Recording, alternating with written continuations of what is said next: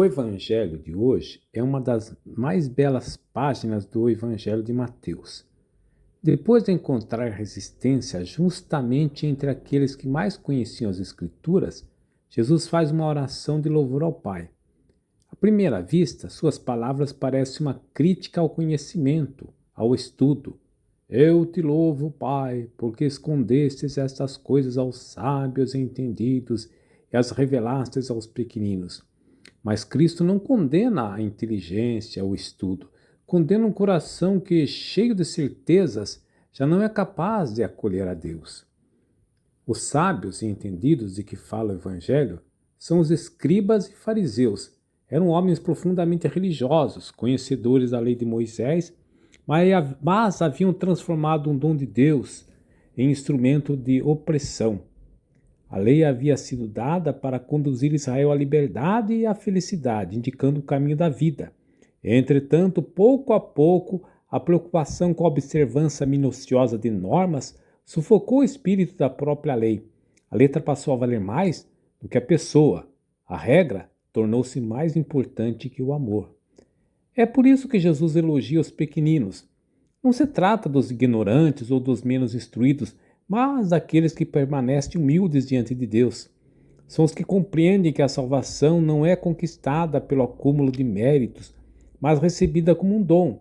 Enquanto os fariseus viam Deus como um juiz rigoroso, diante do qual era preciso provar constantemente a própria fidelidade, os pequenos descobriam em Jesus um pai que ama gratuitamente seus filhos. No centro do Evangelho está justamente esta revelação. Ninguém conhece o Pai senão o Filho e aquele a quem o Filho quiser revelar. A grande novidade do cristianismo não é uma nova lista de mandamentos, mas um novo rosto de Deus. Jesus não veio simplesmente ensinar uma moral mais perfeita, veio revelar que Deus é Pai. Toda a religião muda quando Deus deixa de ser apenas Senhor para tornar-se Pai, e quando o homem deixa de ser escravo para se tornar-se filho. Por isso Cristo faz um convite extraordinário. Vinde a mim todos vós que estáis cansados e sobrecarregados. O cansaço de que fala o Evangelho não é apenas físico, é o peso de uma religião baseada no medo, na culpa, na obrigação. Era exatamente isso que Jesus denunciava quando dizia que os escribas e fariseus atavam pesados fardos e colocavam sobre os ombros dos outros, mas eles mesmos não queriam movê-los nem sequer com o dedo.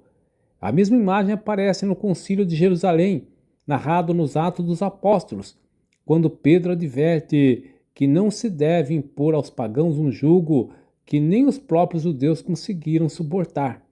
Na tradição cristã, o jugo era uma imagem muito conhecida para designar a submissão à lei.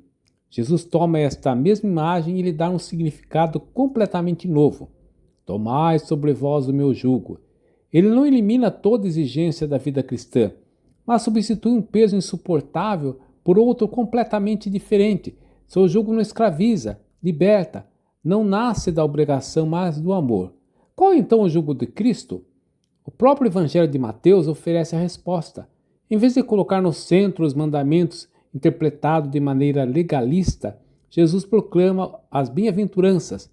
Enquanto o Decálogo estabelecia preceitos fundamentais para a vida da antiga aliança, as bem-aventuranças revelam o espírito da nova aliança.